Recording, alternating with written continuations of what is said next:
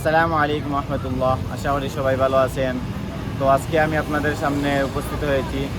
তো আমাদের এই যে চাঁদনীঘাট ব্রিজে আমরা যেই কালেমার পতাকা লাগাইছিলাম, এই পতাকা চুরি হওয়া সংক্রান্ত কিছু কথা বলতে।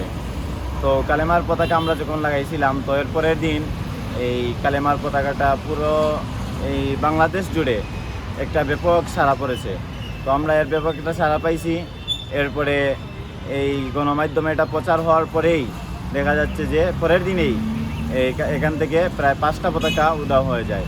তো এর পরের দিন এই বিভিন্ন সাংবাদিক ভাইদের মাধ্যমে এই নিউজটা প্রচার হয়।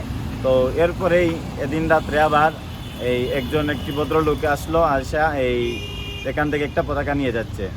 তো আশপাশের লোকজন দেখে এক ভাই ওনাকে ধরছেন, ধরার পরে জিজ্ঞাসা করতেছেন যে সে কিসের জন্য এখান থেকে এই পতাকাগুলো নিয়ে যাচ্ছে। তো তাকে অনেক কিছু বলার পরে সে স্বীকার করতেছে না।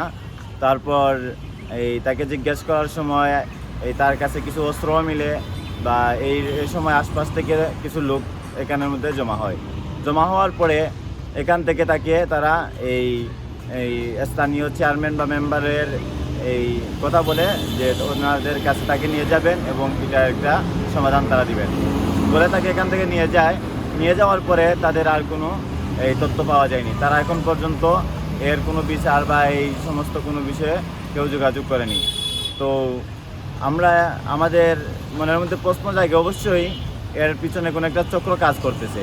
আর না হয় তাকে এমনভাবে এখান থেকে নিয়ে যাওয়া হচ্ছে বিচারের কথা বলে, কিন্তু এখন পর্যন্ত তারা এর কোনো বিচার বা কোনো কিছুই আমরা এর কোনো বিচার পাইনি। তো আজকে আমরা ইনশাল্লাহ তার কাছে আমরা যাব এবং এটার বিচারের দাবিতে আমরা তার চেয়ারম্যান যারা আছেন বা এখানের মধ্যে যেই সমস্ত তার অভিভাবক আছেন তাদেরকে আমরা অবগত করব এবং এই বিষয়ে কথা বলবো। এবং ইনশাল্লাহ আমরা প্রশাসনের কাছেও এটার কে বা কারা এই সমস্ত ষড়যন্ত্র করছে, কোন চক্রের পিছনে কাজ করছে, তাদের কাছে আমরা দাবি জানাই।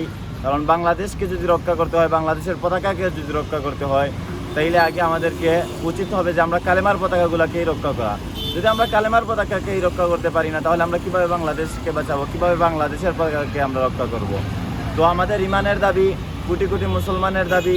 তো আমরা আমাদের এই কালেমার পতাকার নিরাপত্তা আমরা চাই।